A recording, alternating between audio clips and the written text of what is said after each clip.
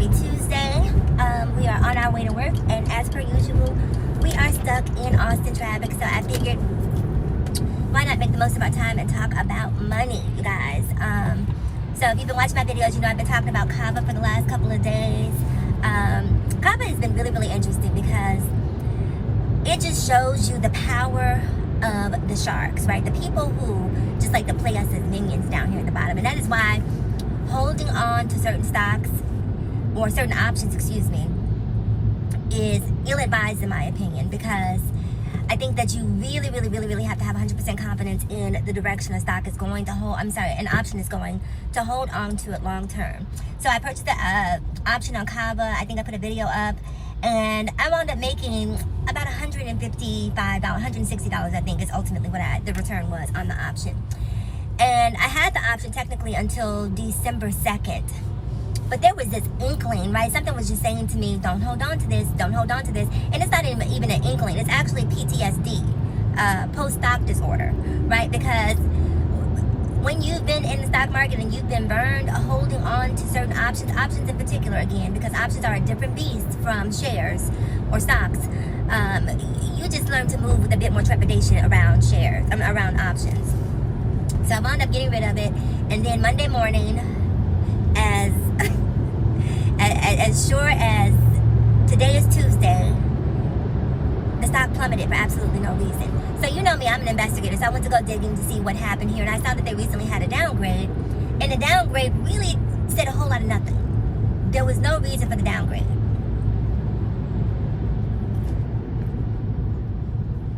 So I'm going to put the article in here, or just at least post the byline from the article so you guys can see that. But anyway, I'm still going to buy. I'm going to dollar cost average Kava just because I believe in it as a long-term investment, but I'm glad I got out of that option. I'm going to wait to see what its stopping point is, and then I may revisit options at that point. But that's it on Kava today. Let's talk about Tesla for a little bit. Tesla exploded. It started Sunday night, and that's one of the reasons why I like Robinhood, because you don't have to wake up to Monday morning surprises when you have Robinhood. You guys, I trade on Robinhood. I started trading I'm in a central time zone, so I started trading on Robinhood at 7 p.m. on Sunday. That's when the market opens on Robinhood. So at 7 p.m. on Sunday, you can start doing aftermarket trades on Robinhood. And so you get an opportunity to watch Tesla and see the movements that are happening in advance of the market on Monday. So I saw Tesla moving in the aftermarket, and I was like, should I, should not? Ultimately, I decided not to do it, which I don't necessarily regret because it did blow up. But Tesla is so volatile, I swear to you, it'll be $340 today, and it'll be $299 tomorrow. And playing that game with Tesla is a very, very dangerous game to play. Especially, I definitely don't advise playing with options when it comes to Teslas, because the sharks will move Tesla in any direction that they choose to at any given moment, right? And it's probably one of the quickest ways to lose money in the market is by playing Tesla, if you don't know what you're doing and if you're not careful. That is why before you get into the market, I always, and I'm going to reiterate this right now, I always like to drive home the point of stop losses. They are so essential to mitigating your losses. And not just mitigating your losses, also making sure that you hold on to a portion of what you've made. So Tesla blew up. It's $330 plus. It was this morning before I left from home, so I'm not sure where it is right now. But I'm not going to even consider Tesla unless I see it around $290 or $265. I'm just not doing it. Not doing it. So I have a pause button on Tesla. I do have my strike price in mind, and until it hits that strike price, I'm going to sit on the sideline. And that is why patience is so important when it comes to investing, because sometimes you can be in a rush to jump into traffic and get hit by a car, and that's not what we like to do around here. So we're going to be patient. We have a price target in mind. Again, anywhere between $265 and $290 is what I'm looking at, and maybe it won't come down there, and I may have to revisit my price target. But for right now, when it's doing all of this zigzagging, you know, we're talking, you know, $30 and $40 price movements in a day or two. I'm not putting my money in that. I am not putting my money in that. So that's it for Tesla. Today, after market, by the way, we have Walmart reporting earnings. Walmart, even when it beats its earnings, doesn't seem to move by very much, right? It's just one of those stocks that is almost like it has peaked to some degree. So it doesn't seem to be a whole lot of movement in either direction depending on what happens with the stock. But they do have earnings after market today. So if you are interested, definitely pay attention. Aftermarket, I'm curious to see excuse me, what happens with their earnings here in the fourth quarter, because this is the holiday season. You know, we have Black Friday, Cyber Monday, so this is probably one of the biggest earnings seasons for retailers. So it'll be interesting to see how their fourth quarter earnings report goes. So that I'll be paying more attention to that than I am to the current one. In addition to that, you also know that on Wednesday aftermarket, this is the one I'm waiting for, you guys. We have NVIDIA reporting earnings on Wednesday aftermarket. So that is definitely one I want to stay tuned for.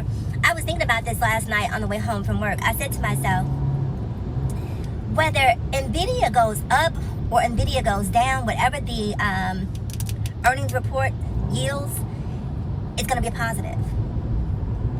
It's going to be a positive. There is no... The only way NVIDIA is negative is if you jump in advance of them reporting their earnings, right? And then you wind up losing money on the front end. But NVIDIA is here to stay. And NVIDIA is a leader in its industry, in its vertical. The leader.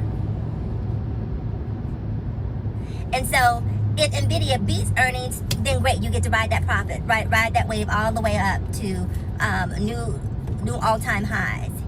If it doesn't beat earnings, or if it just simply makes its earnings, estimated price per share, then here's the thing. If it loses value, now it's a buy opportunity. You just wait for her to tank, to go where she's going to go. You hold on to your dollars, and you wait, and then you buy.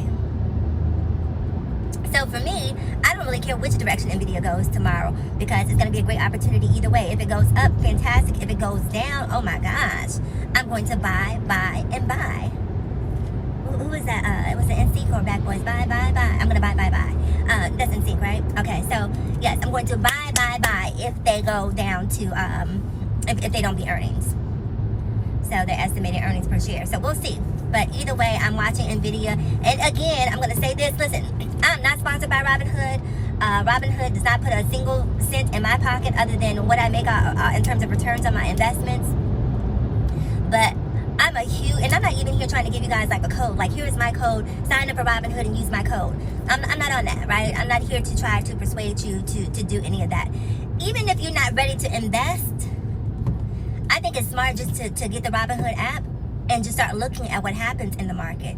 Start creating a couple of different stocks that you know, start adding those to your favorites, and just start watching them and getting acclimated to the movement on those stocks, because I think it's really, really important to know the stock that you're investing in, to know the industry that you're investing in. That's going to give you a lot of insight when it comes to your investments. So I think that downloading the Robinhood app and just simply watching it. I know they recently released a desktop version of their application. I'm not sure if that's available to everyone. I got some sort of specialized link to gain access, but I think it would behoove you in general to just download the app, bookmark a couple of stocks, watch the ones that you find interesting, get to know their patterns, their fluctuations, and when the day and time comes and you feel like you're ready to jump in, you'll jump in already ahead of most people, because you have some insight on these particular stocks. You know what their support is, you know what their resistance is, you know their moving averages, you can recognize RSI, like you know that you know about quarterly earnings, you know, you have all, you're watching FMOC, you're watching all of the things that are going to have an impact on the market, because you want to be as smart as possible before you jump into investing. Anyway, you guys, be on the lookout for Walmart today after close, and also be on the lookout for NVIDIA tomorrow. And again, whether it goes up or it goes down tomorrow, it is a win-win situation. If it goes down, I'm going to buy. If it goes up, I'm going to ride the wave all the way to the bank. And that is it for today's video. I will see you guys tomorrow in my next one.